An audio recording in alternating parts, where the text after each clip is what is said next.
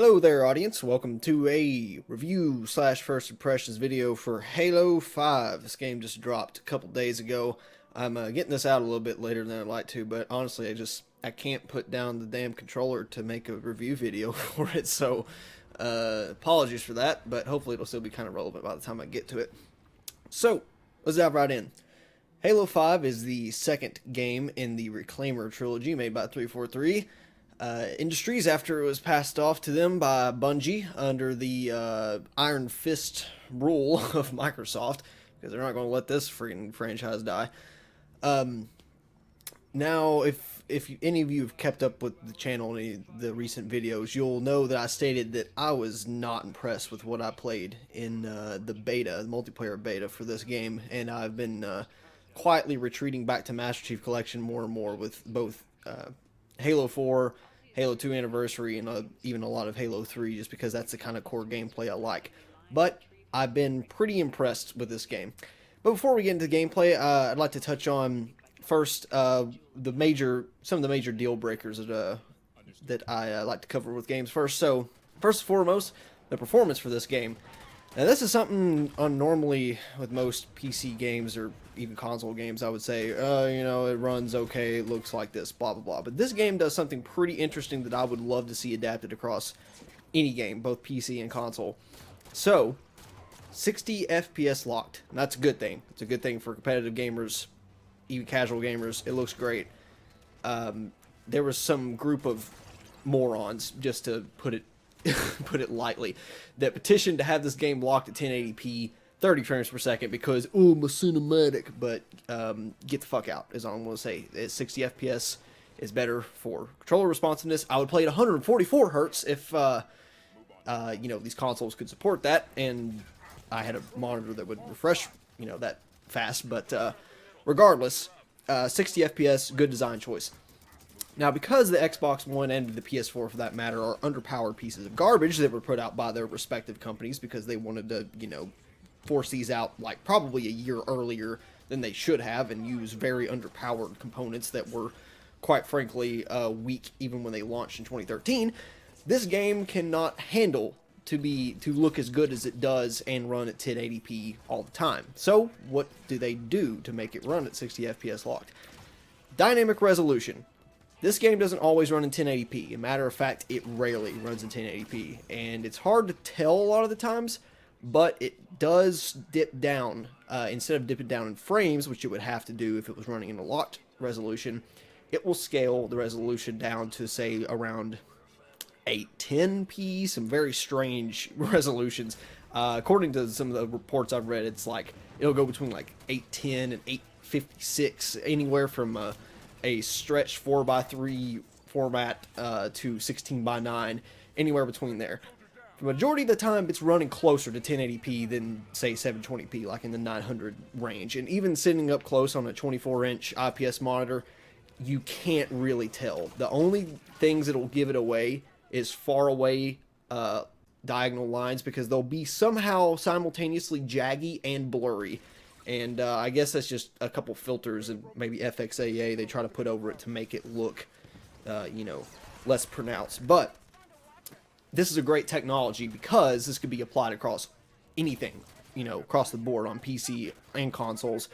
That way you could play at a locked resolution at a higher detail level than probably what you should be able to play to, but have it scale down on resolutions on parts that you damn well can't run at a locked 60 frames per second. So I think this is a great idea, and it's a very clever solution by 343, so good job there. Secondly, graphics. This is probably the least significant change in Halo art style to date. You look between 1 and 2, massive overhaul. Between 2 and 3, brand new generation of consoles, completely changed the game. Looked photorealistic comparatively. 3 to 4, very artsy and stylized, and because of a new studio, they went a little bit different direction. Obviously, this is the same studio. Everything's very sci-fi and pronounced. Now, you go to this game, and it's mostly the same. It's been tweaks more so than complete overhauls. Now, you can look at the weapons and say, You know, they've changed some of the colors and geometry on the battle rifle and the assault rifle, and the Magnum looks a little different, blah, yada, yada. Do you look at the player models, their color palette's a little bit better to me, and the environments are sharper. But overall, it's pretty much the same art style, and I think that's acceptable considering that there was really no need to change it up a whole lot, and pretty much a lot of the characters were returning. So a complete overhaul, I don't think would have made a whole lot of sense. And now that we have the Master Chief Collection around just to hop back and forth between on the same console, I'm fine with it. So graphics, not mind-blowing, not a complete overhaul or change from what we've already played, but it really wasn't necessary to me. So not good, not bad, just the way it is. The audio design is both amazing and mediocre in different spots. The guns, the firearms, human firearms, do sound more believable, yet they're a lot weaker in a lot of ways. Just like the rockets, sniper rifle, some of them just don't have the same crack and pop and just powerful noise. But they do a much better job with the alien weapons. The plasma pistol, the storm rifle, carbine, none of it has ever sounded better than now. Especially the vehicles like the Wraith. It just sounds so foreign and so alien and high tech. So their sound design as far as gameplay elements goes is kind of all over the map. But it's probably my favorite mix to date. Like I said, they could have done a bit better job with making the human weapons a bit more punchy, but they get it done. They're not as satisfying to shoot as they were in, say, Halo 4, but they do sound much more believable and a lot better and a lot more consistent across the lot. Now, one other aspect of the audio is the score. The music in this game is a lot better to me than Halo 4. Halo 4 was all about this techno electronic something or another that I was not a huge fan of, to say the least. It wasn't bad, and it kind of accompanied the new planet you were exploring, but it just didn't feel, you know, Halo. I wanted that huge Marty O'Donnell space odyssey sound, and it just didn't deliver for the most part. You had a couple, you know, callbacks to the theme, the main theme, but it just didn't really sound right. This game, it brings back that big, beautiful sound that everyone associates with Halo music. The main theme's back, and it does touch back on some of the themes from Halo 4 in a couple of parts in the campaign where it makes sense. So it does a good job with that. Music is perfect. I very much enjoy it. I don't know, but right now would be a good time to get Marty O'Donnell back on board since he's not with Bungie anymore, just saying. You can get him to score the next game. I'd be really happy. So graphics and audio and performance are all pretty solid. So let's get down to where the game really, what part of the game really matters, and that's gameplay. Now, this is probably, unlike the graphics, which they did not focus on so much huge changes. Gameplay is where they put all the changes. You hop on between Halo 4 and this, and it's night and day, the way the multiplayer plays. And there's a lot of the reason I didn't really enjoy the multiplayer beta. Now, granted, a lot of the balancing and stuff wasn't polished, and I just didn't have a good time, and it looked like garbage. It only ran in 720p, and it was kind of hard to see shit, to be honest.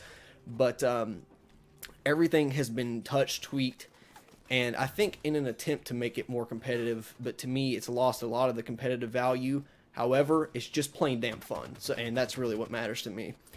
So a couple of these changes include boost, which you by default hit B on your controller. So that would be a Spartan ability normally. Say in Halo 4, you press left bumper and you would do this weird ass third person animation and you barely move. But now all animations are in first person and actually really does something, so that's cool. You can ADS with all the weapons. Now this was something I was not a fan of in the beta, I have to say, but after playing through the campaign, it kind of clicked with me. I kind of get it. I don't like it as well as the, you know, hollow sights that were used previously because it cut off a lot of your peripheral vision, which to me is critical when using weapons, long-range weapons, especially like the DMR, battle rifle, even the pistol. The pistols is fine. They don't cut off your peripheral vision there. But they do make it to where any weapon that can be fired can be ADS if it's a normal shoulder-held weapon. And used to in the beta, it felt like they were basically just punishing anyone who didn't do that, and I did not like that whatsoever because it felt impossible to get non-ADS kills. Now it's just as good either way. In short-range combat scenarios, is no ADS is fine, completely understandable, completely usable. Long range with pretty much any weapon, if you're on point, you can get hits. Necessarily, you might not necessarily kill them very fast, but even with a Magnum at medium range, if your reticle turns red, you can pop their ass. So, I think it's a good change. It just doesn't. I'm not completely on board because it's such a large deviation from the normal Halo formula, and it's becoming less and less arena shooter-y every time they do something like this, but it's kind of a natural progression, and I'm willing to accept it. There's also ledge grabs. This I'm not a fan of at all in multiplayer. It's easier to get around the map, and I take advantage of it to the fullest I can, but what they have done is completely destroy any value in being a skilled jumper and knowing when to time jumps and get to power weapons faster. And that's now become kind of a crutch, I feel like. Now it's just basically you can run, even if you miss a jump, more than likely you can pull yourself up onto it if it's not like a 90-degree angle. So as much as I did enjoy that in the campaign, bouncing around and finding flank points, it's not something I really like in multiplayer, but it's another thing that I'm willing to accept and try out. The animations overall feel a lot bouncier, so when you're running with guns, they kind of move around way more than I feel like is necessary. I got used to it quick enough, but coming from Halo 4, and even looking back to Reach, it just feels way overdone. It reminds me of the early Call of Duty games where you sprint and it literally looks like you're cradling your gun and just swinging it back and forth. But if you look down while you're running, it looks natural. Like if you look at your legs moving and your gun moving according to it, it looks fine. It's just looking straight forward looks very strange to me, but you'll get used to it. I just feel like they could have laid off the animations a little bit and been all right. And I think the biggest gameplay change, even past ADS, is how tight the shooting feels. Now, Halo 4 is very, it's great. It feels like every bit of your input, completely correlates to your soldier movement. But this game, I don't know how to describe it other than it feels like your soldier has weight. It feels like every, tweak of your thumbstick is using effort to move them, and I have no idea how to explain that until you actually feel the way it moves. I don't know if there's some type of dampening they're using, or mess with acceleration or what, but this is the most tightest shooting experience in Halo yet. Now, a lot of this does have to do with aim assist. I've never gotten so many consecutive sniper headshots in a row. I think the hit boxes on people's heads are ginormous or something, but even in campaign, everything just feels really tight and really satisfying. So they did a fantastic job designing this game from the ground up to use with an Xbox One controller. It feels great. Even the driving, Warthog, Mongoose, Scorpion, Banshee, everything. It feels so much more satisfying, and you can actually tell what you're going to do when you put in an input. It's almost as significant as the change between Grand Theft Auto 4 and Grand Theft Auto 5 driving. I would say it's that significant, and very well done. So I'm happy as hell with the movement model. I'll get into how the gameplay affects multiplayer in a bit, but for now, let me briefly overview the campaign. Now, I'm going to get into a little bit of light spoiler territory, nothing huge. If you've already played through the campaign, you're golden. If you've seen any advertisement and know about any of the characters that are going to be in this game, you're probably still okay. But if you have not touched anything and lived under a rock for the past 2 years and somehow managed to not know anything, you should probably skip this review until I get back into the multiplayer part, and I will put a annotation right here for you to do that. So here goes the campaign. So I can say without a doubt, this is the weakest Halo storyline to date.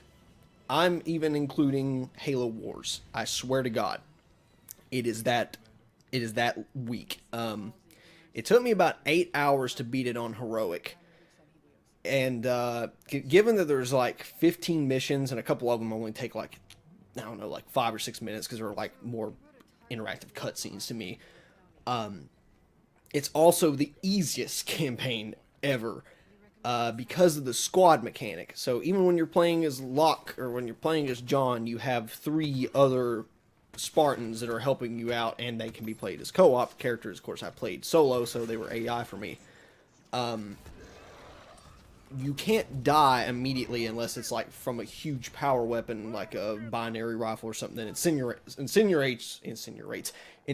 your ass, so your Spartan teammates will come up and revive you. I kind of facepalmed really hard the first time this happened, but in a way I'm really glad because it's going to make that solo legendary achievement quite a bit easier than I was anticipating. And in conjunction with that, just it feels like the AI are not nearly as powerful as they used to be. Maybe from heroic to legendary they'll turn up the heat, but so far it's not that hard.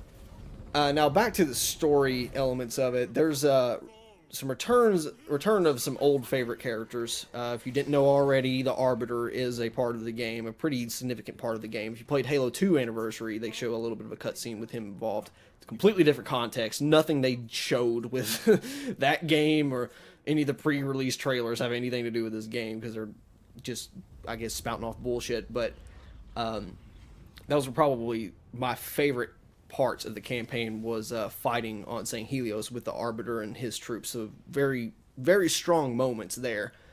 I didn't like a lot of the things they just pulled out of thin air and expected the audience to be okay with, such as Blue Team coming back in. So Blue Team in the novels is pretty well known, and the roster changes a lot of the time.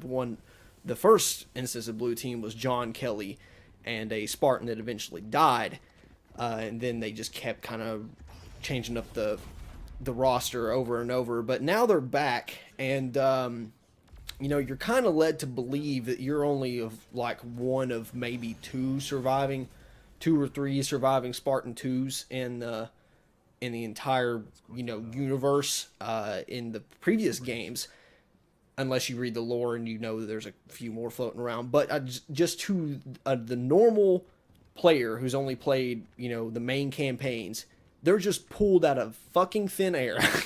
I'm thinking it's just from someone from that point of view, after seeing that the introduction to the mission to where they are first shown, you're probably like, what the fuck? There's more of their friends? How does this even happen? So I feel like their lack of explanation is just it's ridiculous. It's uncalled for, and it shouldn't. I don't know how they got that far into production and thought, yeah, there's no need for us to explain that. That's completely fine. So that was a huge oversight. And even though I kind of already knew the context because of my past literary knowledge of the universe, I thought it was just utterly stupid. That major marks off for you, 343. Another aspect of the squad element I didn't like, other than the nonstop chit chat that kind of felt really inappropriate for the series, especially when John was involved. Locke, not so much, and I kind of really did enjoy some of the chatter with Locke and Buck, since he's also a returning character from Halo ODST. I feel like the squad really ruined a lot of what these could have, these moments that could have been otherwise extremely magical. So say the first time you're landing on Genesis with the Chief and his squad, this is supposed to be, I feel like, as epic as the first time landing on the first Halo, or landing on Requiem, or landing on the Ark. And it feels alien, and even though it's familiar, it's still unlike anything you've seen in Forerunner technology, and you're kind of like just pondering at it and just looking in the sky and thinking, oh my god, this is amazing.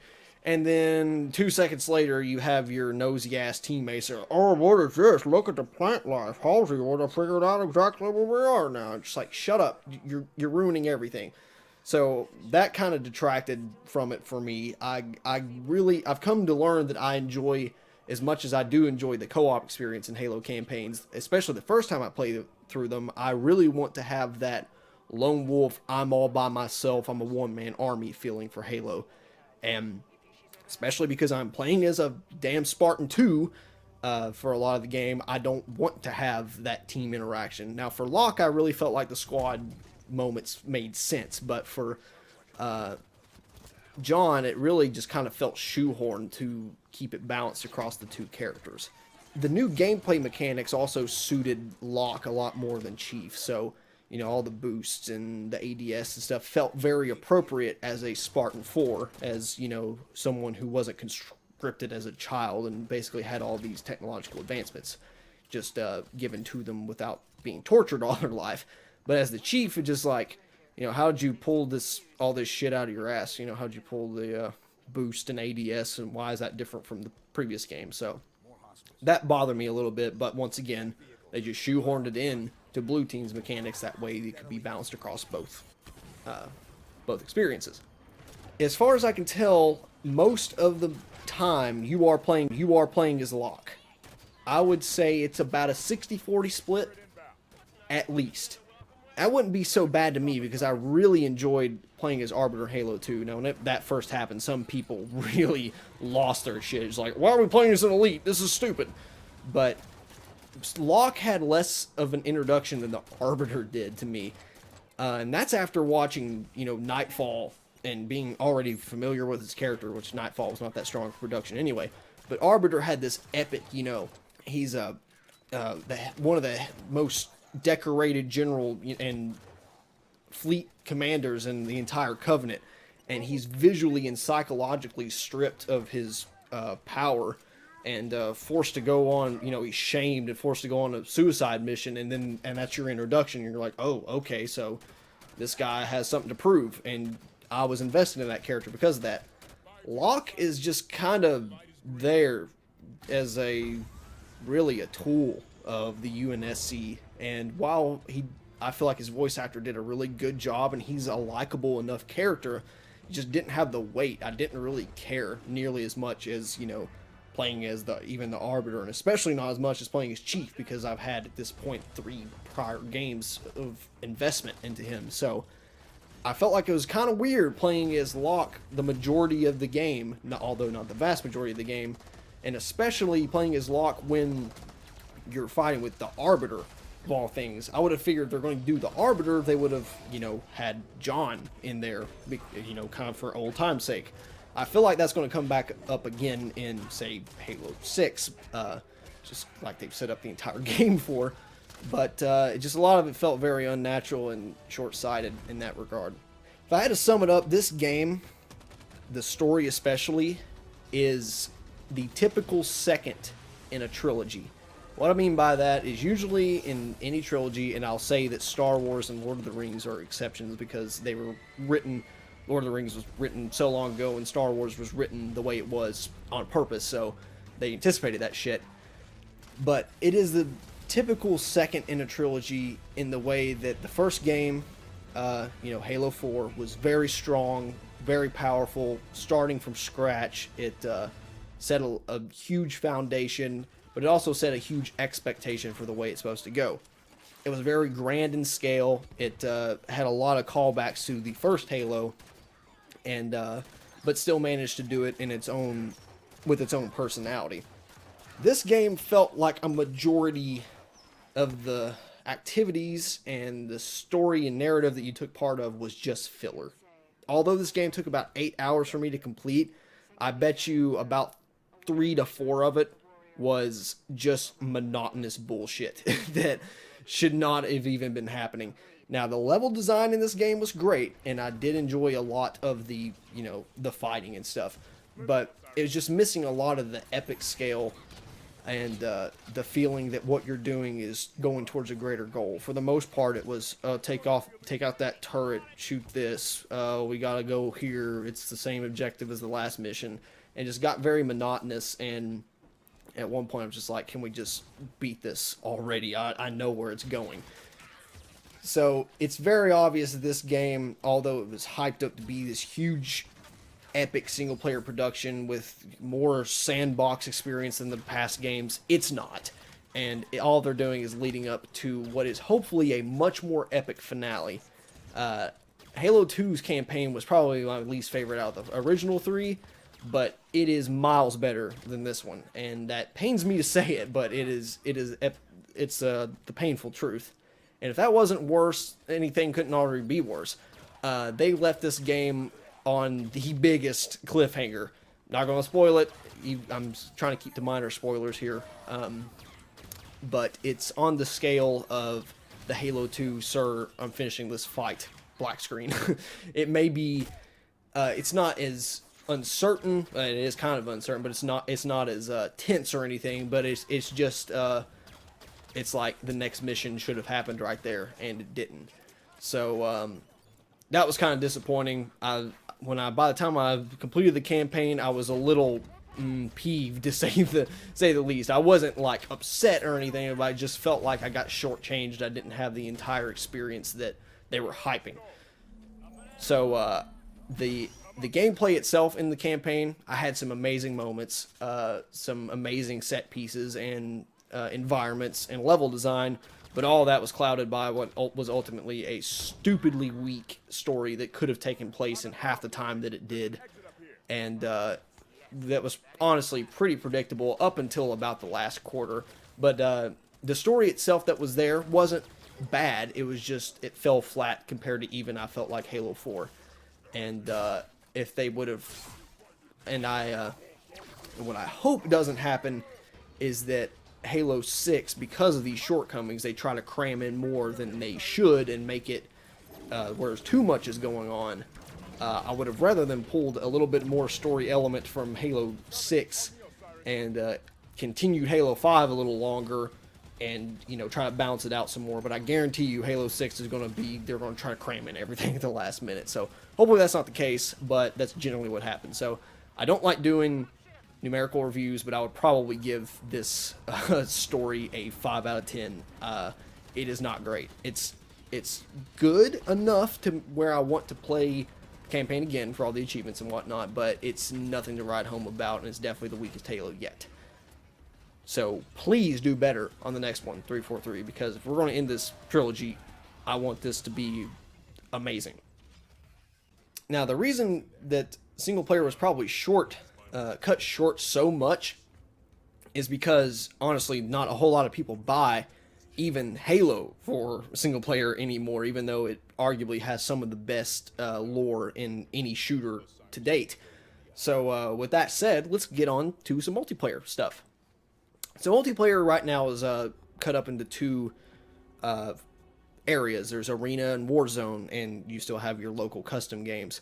Forge will be added later, I'll get into that. So Arena is like your basic, what we all associate with Halo. It's the smaller maps. There's, you know, weapons littered throughout. You now spawn with an assault rifle and pistol only. There's no more loadouts, no more armor perks or any of that bullshit. Thank God. I was so sick of that. The maps are very balanced. I will say that much. They do not feel like Halo maps to me, though. They feel very uninspired. A lot of the locales are something I would think you would see more in a arena shooter such as Unreal Tournament. But they do play damn well. They felt like they played a wireframe model of the map and then added a skin over it. But I would much rather have a good playing map like that than something that looked beautiful and didn't, you know, play worth a damn. And there was a lot of that in Halo 4 that you could look up and be like, wow, this looks very incredible. The artist did a really good job on this, and the map plays like absolute dookie. So it's better this way. I would much rather have it this way. A couple old favorites do return. You have Midship from Halo 2 returning, as well as another Covenant-themed map from Halo Reach. At least I think it's the Halo Reach map. And you know, it may have even been in either Halo 1 or 2, and I can't remember to save my life, but it's definitely that map. When I got it, it's not going to be in this footage because I didn't record it, but when I've gotten it, I immediately recognized it. So there are a couple fan favorites, which is good. A couple of things I don't like about these arena changes. Number one, the Spartans have team chatter now. What I mean by that is, like, you'll hear them say, like, enemy in mid or sniper rifle spawning in 15 seconds. It's weird. It's just very strange playing as a Spartan and hearing your teammates call out shit. I don't care for it. It's useful, which is why I've kept it on in Arena, But luckily, it can be turned off. It's just, it's a personal preference thing. It's weird. This isn't freaking CSGO. I don't want the Spartans telling me shit. But every now and then, they will say something useful, just like in Capture the Flag or something like that. They'll say something, they've spotted an enemy or something like that. So that is useful, and I think it's a decent alternative to the screaming "I fucked your mom" type people in the multiplayer chat that rarely give any valuable input. So it has its ups and downs. I don't like the feel of it, but it is valuable. So there's that. That's kind of a neutral point. The other thing I don't care for is the aforementioned weapons spawning in, like how they would tell you, sniper rifle's gonna be here in 30 seconds, blah blah blah. There's no more of that bullshit weapon ordnance drops like there were in Halo 4, but they do show where the power weapons are gonna spawn. This creates problems. One of which is everyone rushes towards it, so you have a big clusterfuck nearby. Number two, I've just always thought that's half the intrigue about the game was remembering where the weapon spawns are, and kind of getting a feel for when they would respawn, and it creates kind of a randomness element to it that is now pretty much all but disappeared. Now, this is just for the power weapons that show up, not necessarily the weapons around the map, so it's not all lost, but that's a kind of like I said, a element of randomness that I do miss, and I wish they wouldn't have taken out. It's not necessarily a bad thing, just like the team chatter thing, but it is a change, and I'll have to see how it grows on me. Right now, it leaves a bad taste in my mouth. It's not game-breaking by any means, but it's just, like I said, it's not something I particularly care for.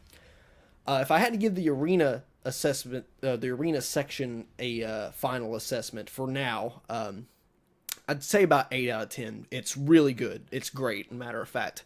I've had a lot of fun. Matter of fact, some of the most fun in a 4v4 Halo 5v5, 4v4 for the most part, Halo environment that I've had in a long time. Like I said, I don't think it's the most competitive game in the world. If you really want to prove your skill, I think you should hop on Halo 2 or Halo 2 Anniversary if you want the pretty graphics, and go BRs and sniper rifles and whatever you got to really show off how good you are. But this game is a lot of damn fun. It has, to me, a really good addiction factor that hasn't been in a lot of games I've played recently.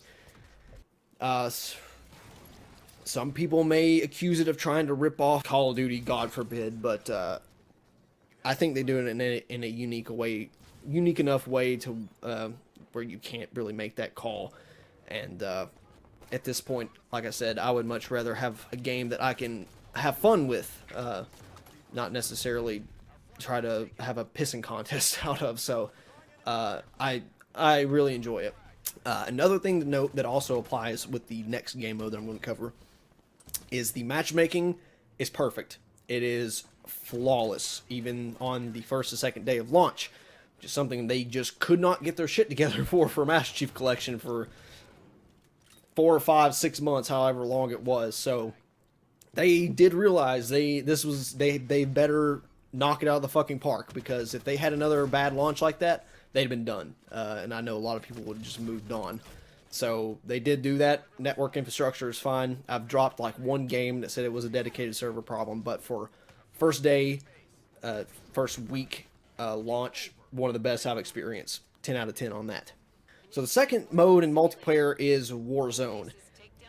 I think they marketed this game mode so shitty, and because I went in with so low expectations, they try to make it sound like it was a MOBA game mode or something, and I know a lot of people out there enjoy MOBAs. I'm not one of those people, but even if you do enjoy MOBAs, it's not something I would want crossed with a shooter to begin with, so I was like, what the hell are they even thinking?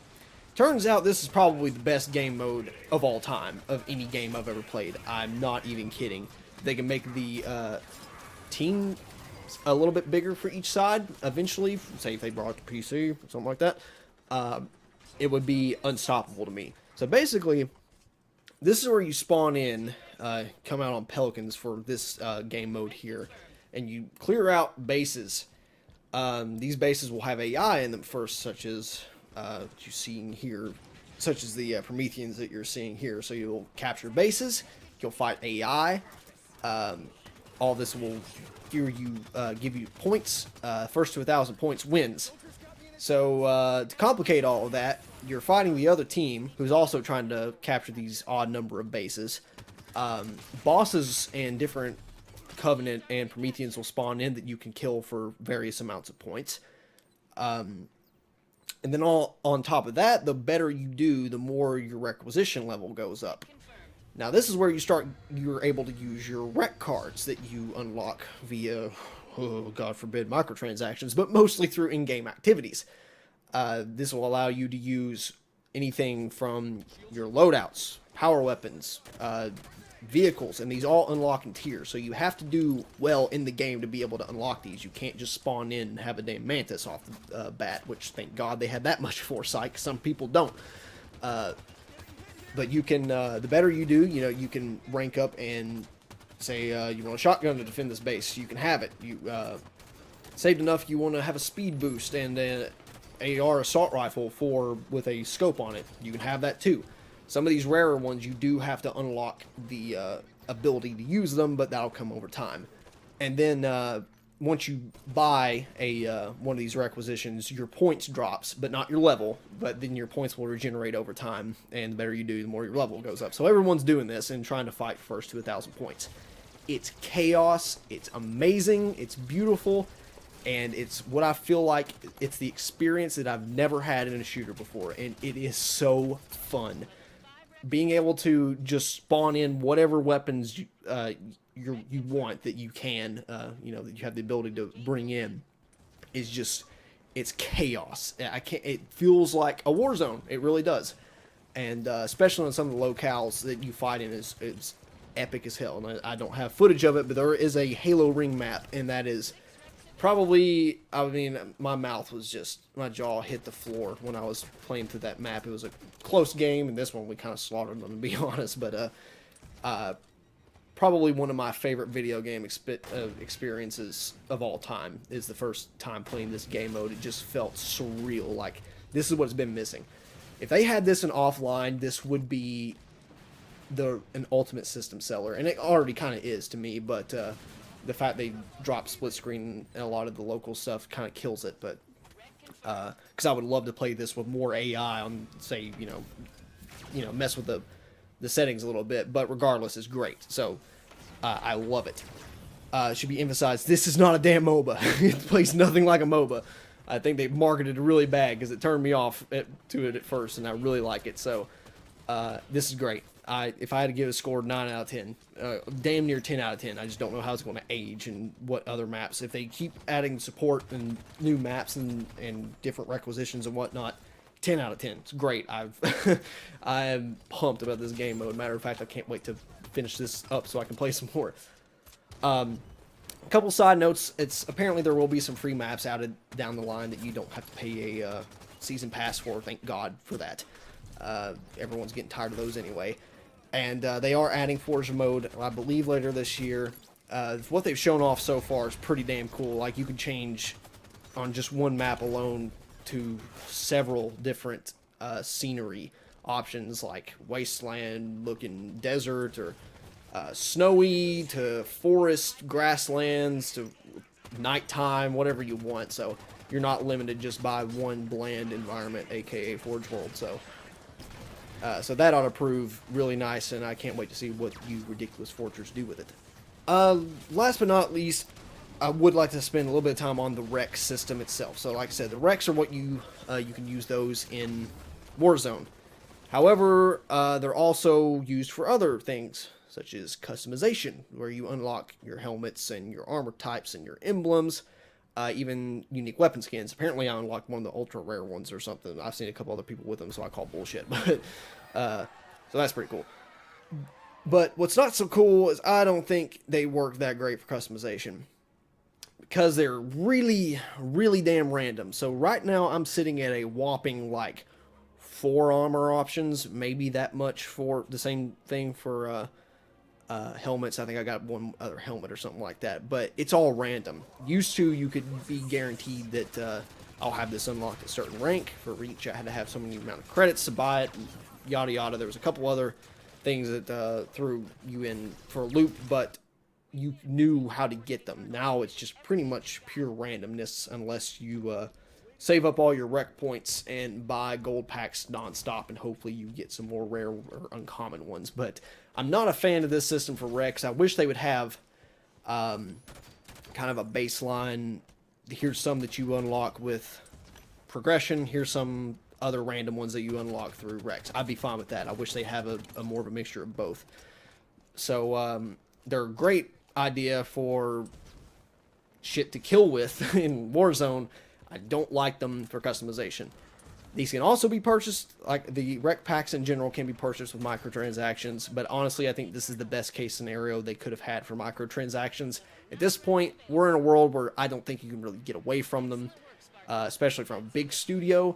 So the fact they put them in a optional way that you're pretty much gambling to even be able to use them anyway, and even when you do use them, you're not guaranteed to stay alive long enough to make it worth it. So microtransactions in that way is not really affecting the gameplay too badly. So I'm not furious over it. It's not a Payday 2 issue like they had with that, but I'm not even going to cover that because that's a whole nother thing. So the Rex are not, I don't particularly love them, but they could have been done a whole hell of a lot worse. So I'm just satisfied they're not blatantly trying to rip off everyone and nickel and dime them to death. So that pretty much covers everything I wanted to cover with this game. This review is running long, probably the longest one I've done yet. But it is a big game, and it's a both content-wise and file size-wise, and it's pretty damn big for a console game. It's like almost 60 gigs. And the fact that I've been a Halo fan since day one. This is, you know, any major installment like this is huge. Any Halo game at all is huge to me, but especially this one. And this is the first full-fledged design for the ground up for current gen consoles. So this is Microsoft's system seller, honestly. Especially if they don't ever bring it to PC, which I don't see them doing. They'd be, from a marketing point of view, if they're trying to sell Xbox Ones, they'd be an idiot too, but we'll see. I would love to see it come to PC. That way I could play literally everything in one platform and never have to buy a damn console for exclusives ever again. But I doubt that's going to happen. But overall, like I said, I kind of docked the story for some, what I think is inexcusable fallacies they've made. For it's 2015 now. For a couple, just some of these things are obvious to me that were just rushed out of the door and done badly. But they really redeemed themselves with a refreshing multiplayer experience.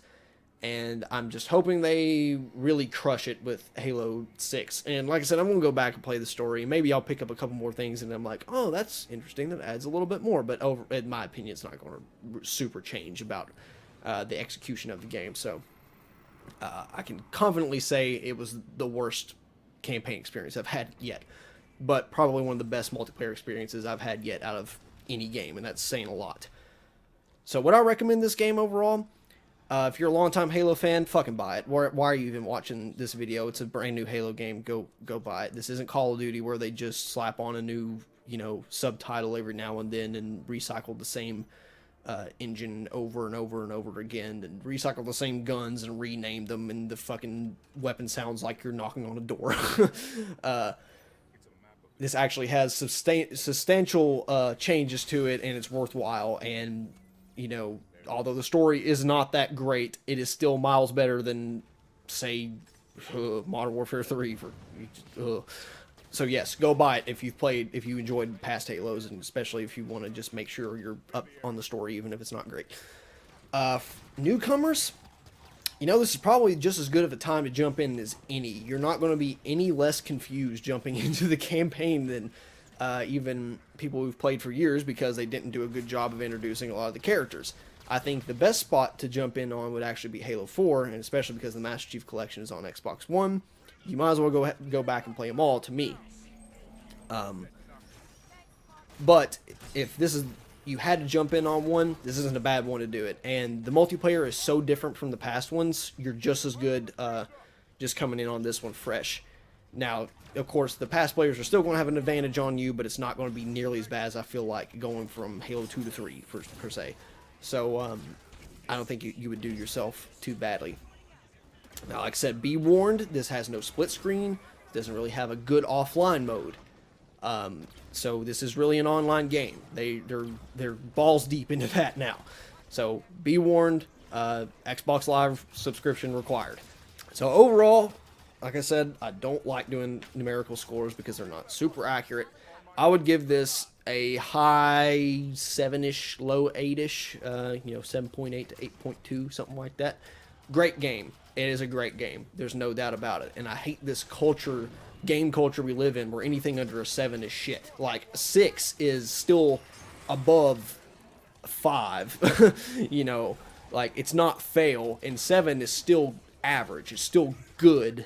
I would give Thief a 6, to me that's not a horrible game. But and this is a great game. It's just not a 9 out of 10. It's not a 10 out of 10. It does have serious flaws, but it's worth playing. Go buy it right now, is what I'm saying. If any of the previous attributes apply to you. So that's pretty much it. I hope this was a little bit educational and maybe swayed some of your opinions about it. Like I said, I hope to see this game come to PC so anyone and everyone can enjoy it, but I doubt they will. I doubt Microsoft will do that. But with the announcement of Halo Wars 2 coming, maybe not. We'll see.